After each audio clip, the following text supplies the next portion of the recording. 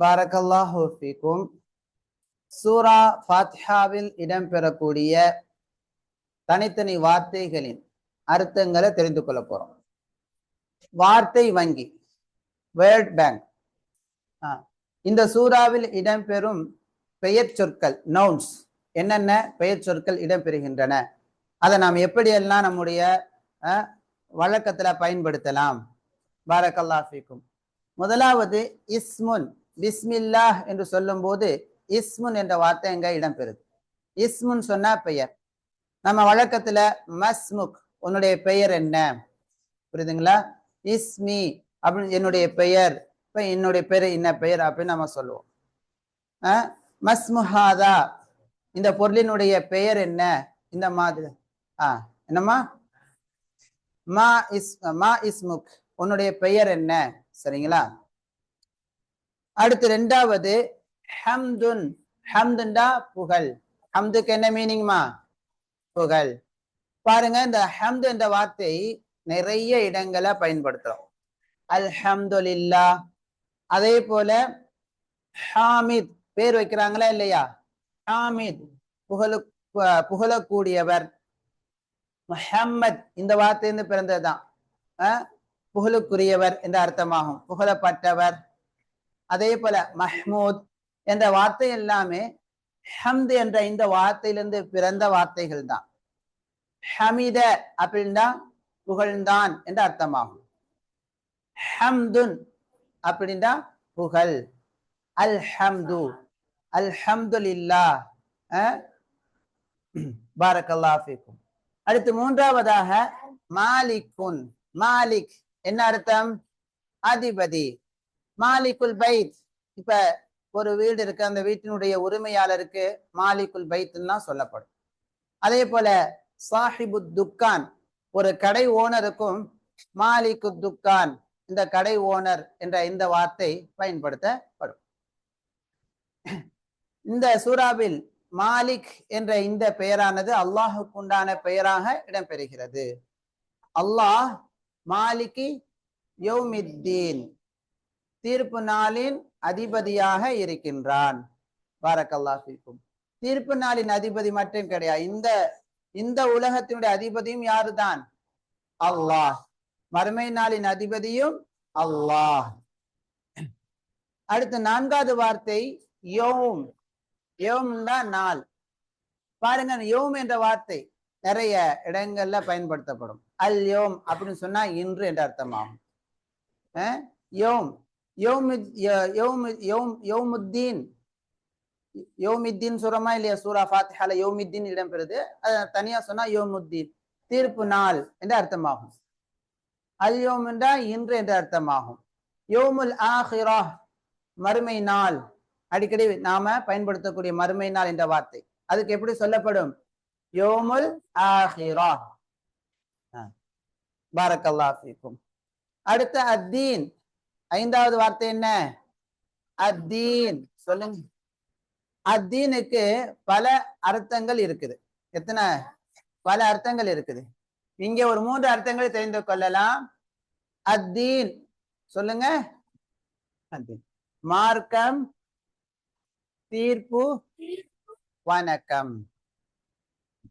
லக்கும் தீனுக்கும் வலியதீன், சூரா காஃபினுள்ள வரக்கூடிய அந்த தீன் என்ற வார்த்தைக்கு அங்க என்ன அர்த்தம்னா, உங்களுக்கு உங்களுடைய வணக்கம், எங்களுக்கு எங்களுடைய வணக்கம். சரிங்களா? மார்க்கம், மார்க்கம், வணக்கம். அடுத்து ஈயாக்க. ஈயாக்கன்னு சொன்னா உன்னையே. ஈயாக்கு என்ன அர்த்தம்? உன்னையே. அஸ்ஸிராத், சிராத்னு சொன்னா பாதை. சிராத்னா என்ன மீனிங்? பாதை. அல் முஸ்தகீம் சொல்லுங்க.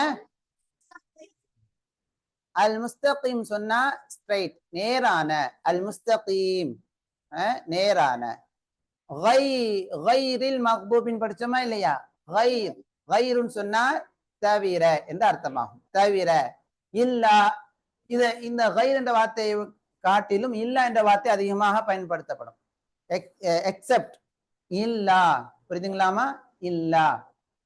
இல்லா, கைர், சிவா, இந்த மாதிரியான வார்த்தை எல்லாம் ஒரே மீனிங் தான். அடுத்து இந்த சூறாவில் இடம்பெறக்கூடிய இடைச்சொற்கள் இடைச்சொற்கள் இடைச்சொற்கள். ஒன்னாவது பா என்ற இடைச்சொல் இடம்பெறுது. பிஸ்மி பெயரால், பிஸ்மி பெயரால். அதே போல அக்துபு பில் கலம் பேனாவால் நான் எழுதுகிறேன்.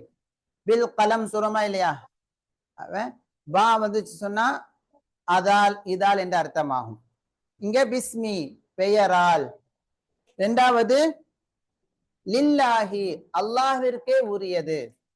லில்லாஹி இங்க வரக்கூடிய லாம் உரியது என்ற அர்த்தத்தை தரக்கூடிய இடைச்சொல்லாகும். மேலும் வாவுக்கு என்ன அர்த்தம்?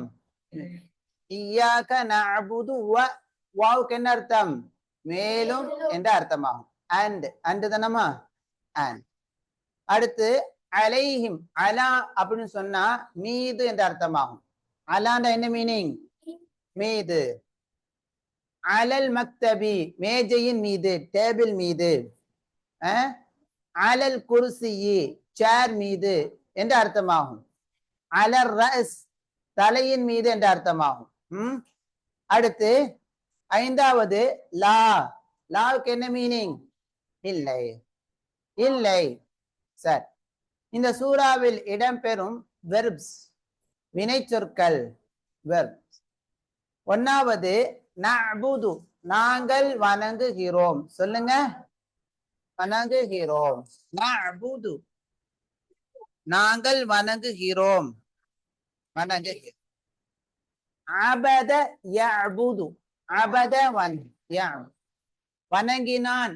அபத வணங்கினான். யஅபுது வணங்குவான். அதுல நஅபுதுன்னு சொன்னா நாங்கள் வணங்குகிறோம் அல்லது நாங்கள் வணங்குவோம் என்ற இரண்டு அர்த்தமும் சொல்லலாம். இந்த வார்த்தையிலிருந்து பிறந்து வரக்கூடிய வார்த்தைகள் தான் ஆபித் வணங்கக்கூடியவர் என்ற அர்த்தம் கொள்ளக்கூடிய வார்த்தை. புரியுதுங்களாமா? ஆபித்னு என்ன அர்த்தம்? வணங்கக்கூடியவர். ஒரு வணக்க சாலி ஆபித். அடுத்து கவனிங்க, நஸ்தஈன். நஸ்தஈனுக்கு என்ன அர்த்தம்? நாங்கள் உதவி தேடுகிறோம். சொல்லுங்க, நஸ்தஈன் நாங்கள் உதவி தேடுகிறோம்.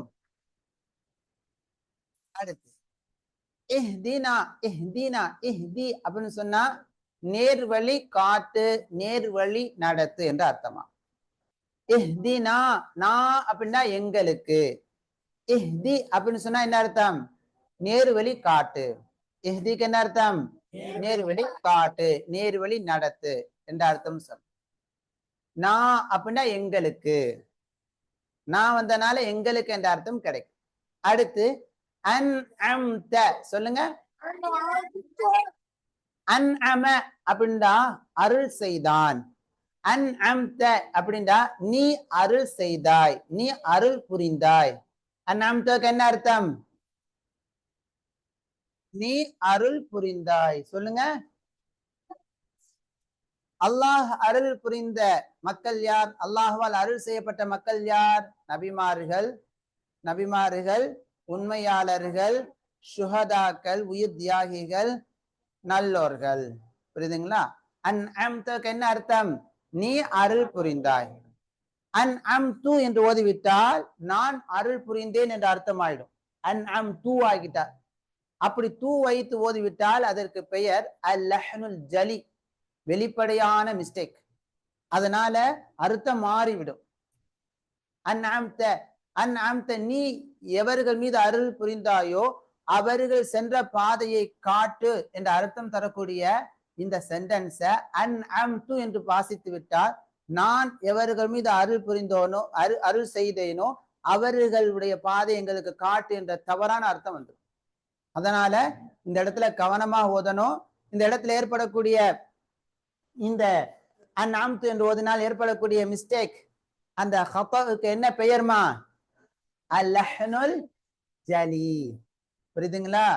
பாரக்கல்லாஹு ஃபீக்கும். அடுத்து